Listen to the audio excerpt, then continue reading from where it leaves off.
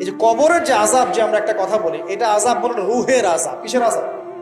রুহ। দেহ তো আপনার নাই, ওখানে দেহ আছে? দেহ তো পচে গেছে, গলে গেছে। তাহলে আযাবটা কিসের? রুহের। বুঝাচ্ছি, আমি এই পড়াশোনাটা করেছি ইমাম গাজ্জালী রাহিমাহুল্লাহর বই থেকে। এত গভীর মানে লেখা, মানে ধরতে গেলেও মনে হয় যে একটা লাইন 10 বার পড়তে হচ্ছে। একটা এক্সাম্পল দিয়ে তিনি বুঝাচ্ছেন এভাবে। তিনি বলছেন এটা একটা উদাহরণ মাত্র, এটাই প্রকৃত ব্যাখ্যা না, একটা উদাহরণ মাত্র।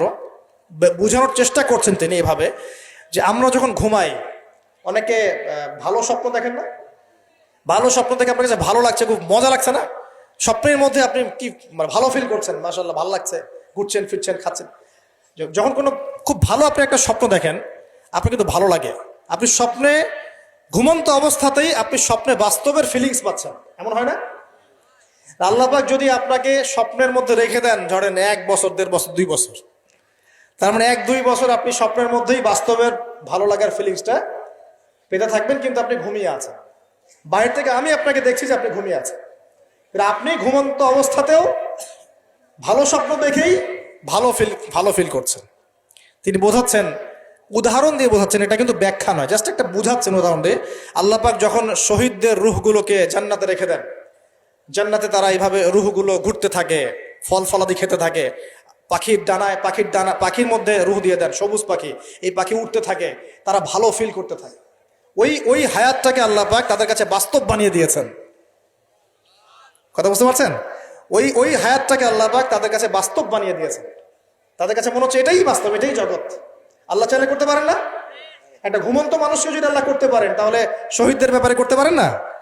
পারেন। আবার ধরেন একজন মানুষ পাপাচারী, আপনি কখনো কখনো স্বপ্ন দেখেছেন, ভয়ের স্বপ্ন, আটকে উঠছেন, শ্বাস বন্ধ হয়ে যাচ্ছে, এমন হয়নি অনেকদিন? আর হবে তো বেশি, কারণ কানে তো হেডফোন দিয়ে গান শোনেন, আর হেডফোন কানে দিয়ে ঘুমান, FM শুনতে শুনতে ঘুমান। হ্যাঁ, এই কি করতে করতে ঘুমান। ঘুমানোর আগে তো দোয়া কালাম নাই, দোয়া কালাম মাসনুন দোয়া কালাম তো নাই, সূরা মুলক নাই, সূরা বাকারা শেষের আয়াত নাই, ইত্যাদি নাই, পবিত্রতা নাই, বিছান ছাড়েন না, লাইটস অফ করেন না। আপনার সুন্নত মাফিক তো ঘুমাচ্ছি না। ঘুমানোর কতগুলো সুন্নত জানেন? ঘুমানোরই কত সুন্নত আছে। ইস্তেঞ্জা করতে হয়, অজু করে আসতে হয়, পারলে মেসওয়াক করে নেয়, বিছান ঝাড়তে হয়, বিসমিল্লাহ বলে লাইট অফ করতে হয়, দরজায় খিল দিতে হয়, পাত্র যদি থাকে খাবার পাত্র, পানির পাত্র ঢেকে দিতে হয়, তারপরে পড়তে হয় বিছানায় গিয়ে আয়াতুল কুরসি, সূরা বাকারা শেষের 2-3টা আয়াত, সূরা ফালাক নাস ইখলাস, হাত একত্রিত করে ফু দিয়ে সারা গা মাসাহ করতে হয়। ডান কাত হয়ে আল্লাহুম্মা বিইসমিকা আমুতু আহইয়া বলে এই যে 33 বার সুবহানাল্লাহ, 33 বার আলহামদুলিল্লাহ, 34 বার আল্লাহু আকবার পড়তে পড়তে ঘুমাতে হয়। কয়জন জানে কয়জন ঘুমানোর সুন্নত? ঘুমানোর আগে এখন কানে হেডফোন, ব্লুটুথ, হাবি জাবি এইসব দিয়ে যুবকরা ঘুমাচ্ছে। প্রতিটা কাজ নবীর সুন্নত মতো করার চেষ্টা করবো, আল্লাহ পাক তৌফিক দান করুন। এই যে 9 নম্বর ওয়াদা করেন, জীবনের প্রতিটা কাজ নবীর সুন্নাহ মতো করবেন। রাজি আছেন ইনশাআল্লাহ? একদম চেহারা থেকে শুরু হবে, চুল দাড়ি পোশাক আশাক থেকে শুরু হবে। আল্লাহ পাক যত উপরে নিয়ে যাবেন, আপনি যেখানেই যান নবীর সুন্নত বাস্তবায়ন করবেন ইনশাআল্লাহ। আল্লাহ পাক তৌফিক এনায়েত করুন, বলি আমিন। মনে করেন খারাপ স্বপ্ন দেখছেন, খারাপ স্বপ্নে এখন আপনি কষ্ট পাচ্ছেন, দেখছেন যে পানিতে ডুবে যাচ্ছেন, দেখছেন যে আপনি আগুনে পুড়ে যাচ্ছেন, নাউজুবিল্লাহ, দেখছেন যে আপনি হয়তো কেউ আপনার শ্বাস গলা চিপে ধরেছে ইত্যাদি, মানে আপনি কষ্ট পাচ্ছেন। বাহির থেকে কিন্তু আমি আপনার কষ্ট বুঝতে পারবো না, পারবো? আপনি ঘুমিয়ে আছেন, ঘুমিয়ে আপনি কষ্ট পাচ্ছেন। এখন এই ঘুমন্ত কষ্টের স্বপ্নটাকে আল্লাহ পাক যদি 5 বছর লম্বা করে দেন, পারবেন কিনা? আল্লাহ পাক পারেন কিনা? 5 বছর ঘুমিয়ে আছেন, আপনি উঠতে পারতেছেন। এখন এটা হয় না, আল্লাহ চাইলে পারেন, সম্ভব কিনা? আল্লাহ পাক 309 বছর ঘুম পাড়া রাখেন নাই মানুষকে? আছে না দলিল? কোরআনে আছে না? কোন সূরায়?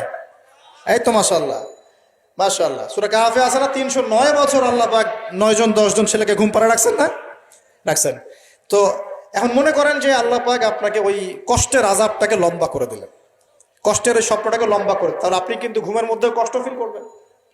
এখন কবরে যদি আল্লাহ পাক বারজাখের জীবনে সিজ্জিনে কিছু আত্মাকে রেখে আত্মাগুলোকে আযাব দেন, এবং ওইটাকেই যদি তাদের কাছে বাস্তব ফিল দিয়ে দেন, তাহলে কি তার আযাব পাবে না?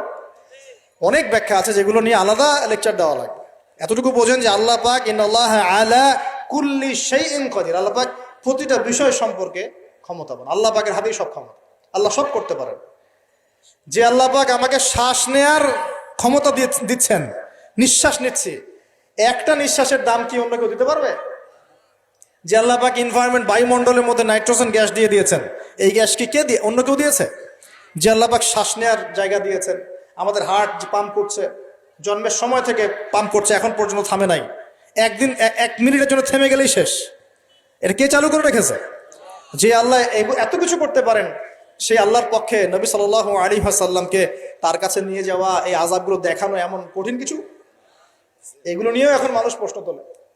ইমান কোন জায়গায় চলে গেছে চিন্তা করেন। তো এখানে নবীজি অনেকগুলো শাস্তি দেখেছেন, তার মধ্যে একই পাপের কারণে তিনটা শাস্তি দেখেছেন। কয়টা ভাই? এই সেই বিখ্যাত পাপের নামটাই হচ্ছে সুদ। কি নাম সেই পাপের?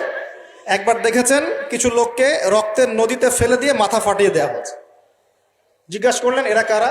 জিবরাইল আলাইহিস সালাম বলছেন এরা আপনার উম্মতের সেই সব ব্যক্তি যারা সুদখোর ছিল। রক্তের নদী কেন? কারণ রক্ত চুষে খাইতো তারা মানুষ। মাথা কেন ফাটাই দেওয়া হচ্ছে? কারণ এই মাথা দিয়ে বলেছিল ইন্নামাল বাইউ মিসলুর রিবা, ব্যবসা সুদ একই জিনিস। এই শয়তানি মাথা থেকে বেরোছে, এই কারণে মাথা ফাটিয়ে দেওয়া হচ্ছে। আর একটা শাস্তি দেখেছেন, তারা পাথর খাচ্ছে, পাথর, বড় বড় পাথর খাচ্ছে, পিছনের রাস্তা দিয়ে পাথর বের হয়ে যাচ্ছে। জিজ্ঞাসা করলেন কাদের কি কারণে শাস্তি দেওয়া হচ্ছে? জিবরাইল আলাইহিস সালাম বললেন এটাও সুদের কারণে। আরেকটা দেখলেন যে এক ব্যক্তি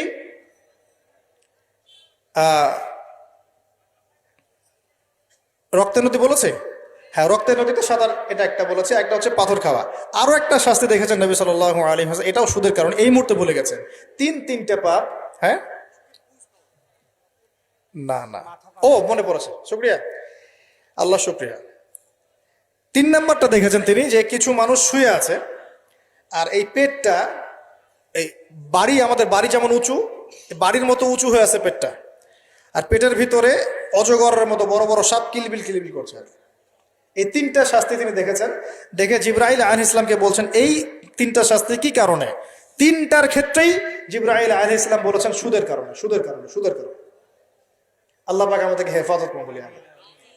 10 নাম্বার নিয়াত, আমরা সবাই হালাল খাওয়ার চেষ্টা করবো ইনশাআল্লাহ। আমরা হারামের দিকে যাব না ইনশাআল্লাহ। হালাল রিজিক আল্লাহ যতটুকু দিবেন এতটুকুতে সন্তুষ্ট থাকবো ইনশাআল্লাহ। এবং যদি আমি সামর্থ্যবান হই, ধনী হতে আল্লাহ পাক নিষেধ করেন নাই, ধনী হতে আল্লাহ নিষেধ করেন নাই, ব্যবসা করতে নিষেধ করেন নাই, ধন সম্পদ আল্লাহ পাক অর্জন করতেও নিষেধ করেন নাই, কিন্তু দুনিয়ার পূজা করতে আল্লাহ নিষেধ করেছে, দুনিয়ার মোহে ডুবে যেতে আল্লাহ নিষেধ করেছেন। সম্পদ ওসমান রাদিয়াল্লাহু আনহুরও ছিল, কিন্তু সেই সম্পদ তিনি তার প্রয়োজনে যতটুকু লাগতো এতটুকু ব্যয় করতেন, বাকিটা আল্লাহর রাস্তায় ব্যয় করতেন। ওসমান রাদিয়াল্লাহু আনহুর মতো ধনী হতে কোনো সমস্যা আছে? আপত্তি আছে?